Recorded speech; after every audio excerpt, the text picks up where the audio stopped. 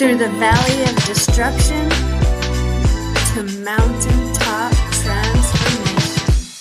Welcome to Under His Constructions production. All right, ladies and gentlemen, welcome. I am so excited to announce our newest guest to you. His name is Jaime Cervantes. He has been a graduate of Under His Construction, and it is my great honor to introduce you to him. If you have not heard him at New Beginnings Church preach in the past last Wednesday, this last Sunday, which was the 16th of March, and also this coming Wednesday, which is the day that we will be sending this recording off. So if you want to hear his sermon tonight, check it out at New Beginnings Church, 4770 Montgomery Northeast at 7 p.m. I hope to see you there. But I have him here for you if you missed it and it's too late and it's already on YouTube.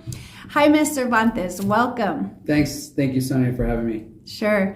You are here from Michigan, and I'm great. You come to serve for the Church of God. Pastor Mansfield is on vacation, and he asked you to take the pulpit for. Exciting, Pastor Richard.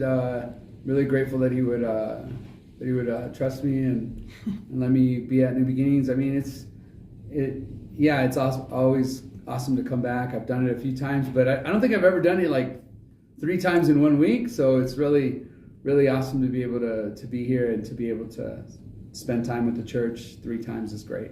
Yeah. So how did you become a pastor? It's a crazy story. So a lot of people are going to ministry. A lot of pastors. So typically, what'll happen, right, is you go to seminary and you go to Bible college. You kind of go that route, right? That's not how it happened for me. I went the long way, the super long way, the not so scenic route. I took a big diversion in my life, and I walked away from the Lord, and I lived in active addiction for like 20 years. So I ended up coming back. I got to Under His Construction about almost 9 years ago.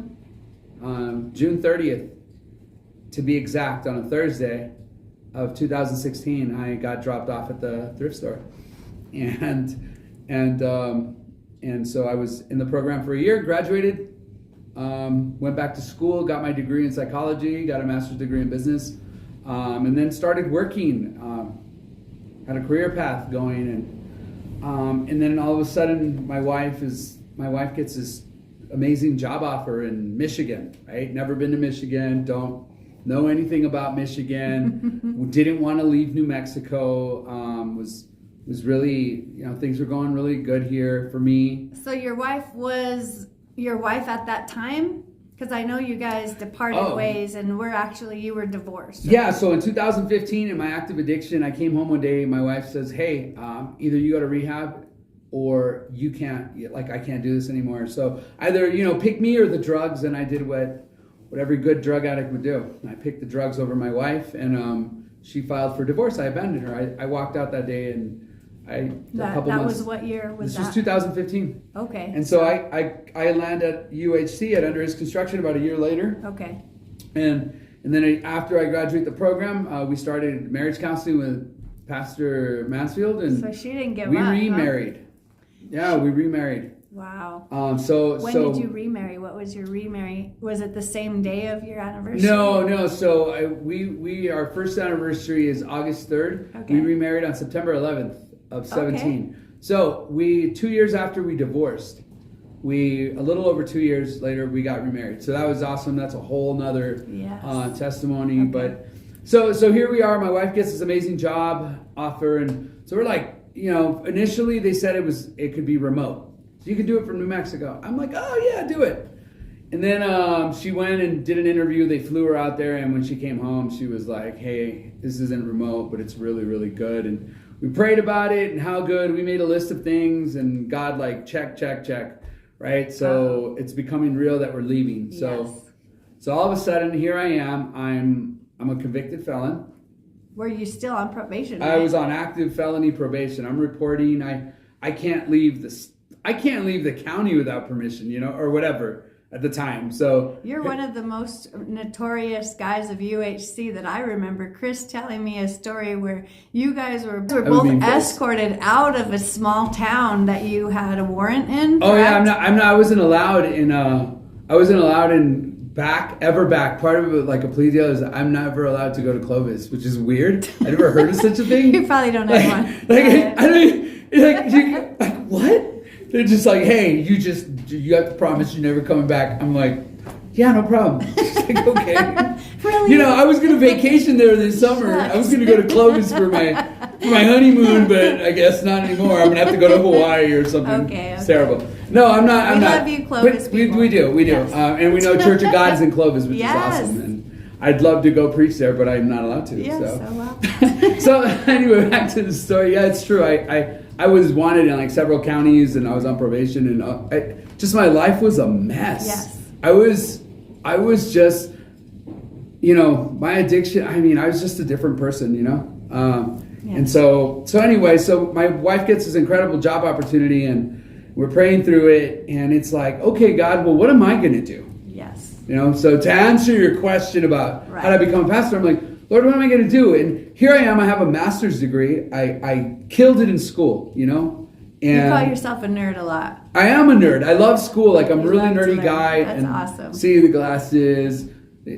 right? So for a nerdy dude, like, it's really weird that I had this past the way it was. But what happens is I'm like really freaked out. I'm really scared. I have this fear inside of me because how am I going to get a job? With my record, master's degree and all, but so many places when I was looking for work, as soon as, here in New Mexico, before leaving, as soon as they would run a background check, I wouldn't hear anything back. Like, I do great in interviews, I do great on paper, I look solid, and then they do the background check, right? And they're like, they don't want anything to do with me.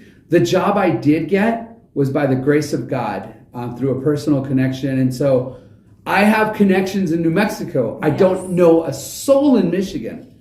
So I knew it was going to be way harder. Yes. Like, all right, God, what am I going to do in Michigan? And so the day we went house looking for a place to live, we either going to rent a place or whatever. My wife and I fly out to Michigan. She accepts the job. Of course, I want to support her. She's had my back forever. So I'm like, let's just go, and God will provide. Right? And even though I don't see it, definitely moved. Even though I don't see it, but okay, God's going to provide. And so we get out there, we're looking, and then the day we go house hunting, that night I get a phone call from a guy named David Culp. David Culp is the pastor of the First Church of God in Southwest Michigan, a big church in a place called St. Joseph. It's like the size of New Beginnings, right? Big church. And so he calls me and he's like, hey, and it's like 10 o'clock at night. I've never met this man. I've never heard his voice. And he's like, hey, my name is David Culp, and I'm First Church and Church of God. I'm like, oh, great. He goes, yeah, I'm a friend of Richard Mansfield's. And so I'm thinking, Pastor Richard is helping us find a church. Because I had told Pastor Richard, listen to this. That morning, as I'm catching my flight to Michigan to find a place to live, I call Pastor Richard. I'm like, hey, we're moving, and he's like, oh. And he doesn't say like, oh no, I'm sorry you're leaving. Pastor Richard just says, what part of Michigan? Yep. Okay, so I told him, Southwest. He says, all right, great. Talk to you later. Click. Just like, he doesn't really say much. And what had happened was the night before, or a few days before, the church in Michigan had reached out to Pastor Richard. They had been looking for a pastor for a year for one of their churches, and they just couldn't find the right person or whatever. And so they call Pastor Richard to ask him, hey, and you know anybody? And Pastor Richard goes, I don't know anyone in Michigan.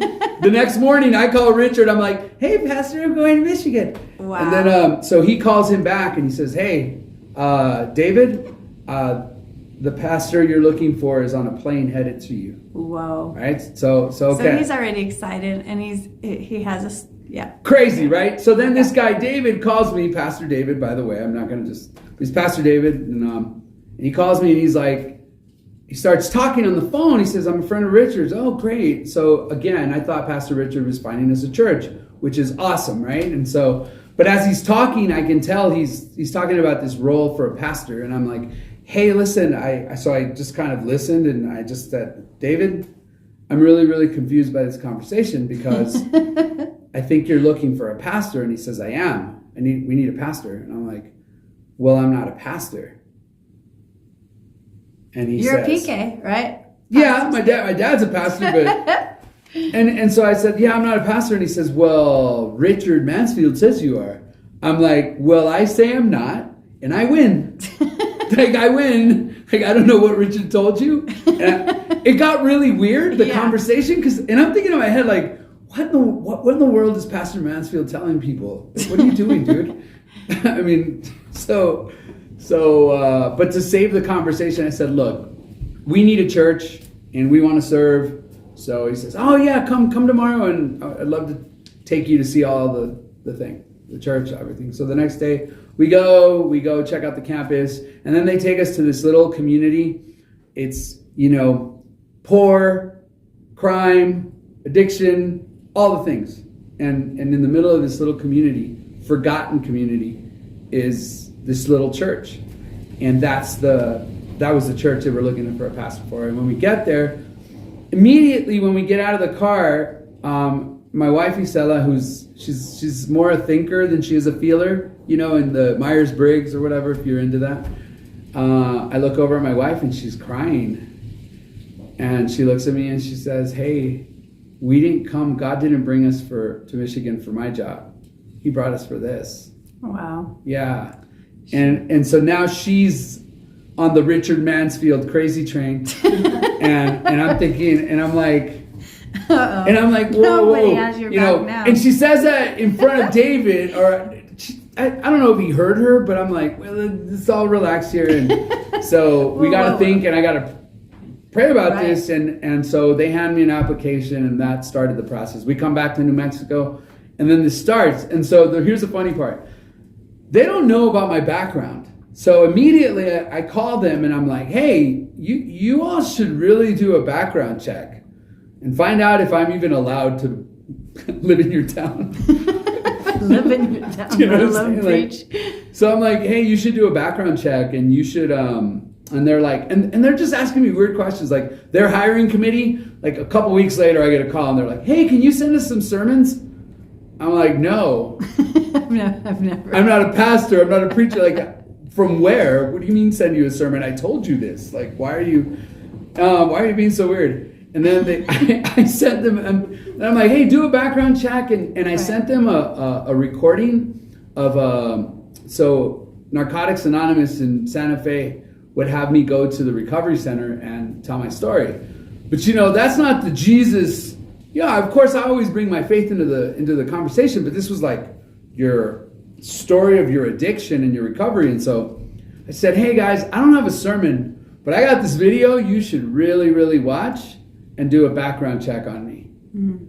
And after we sent that video and they did their background check, like almost a month passed. And wow. So my wife Isela and I would be at home and we'd just joke like, well, there goes that, that crazy Richard Mansfield idea. Like, and then, and they call back like 3 weeks later and they're like, hey, we want to do an interview with you, And so they interviewed me and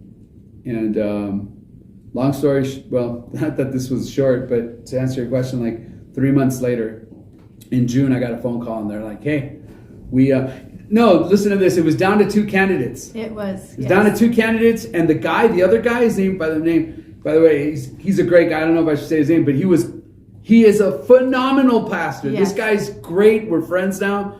And he's exactly where he should be.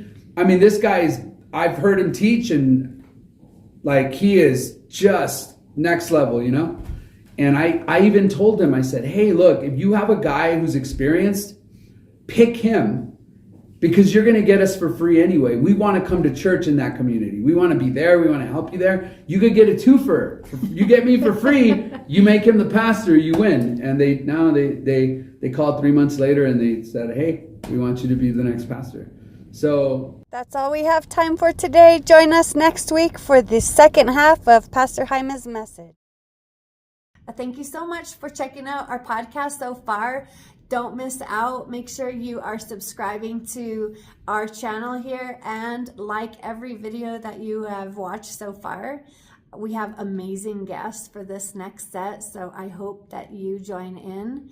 And remember, through the valley of destruction to mountaintop transformation, we are all under his construction. See you later.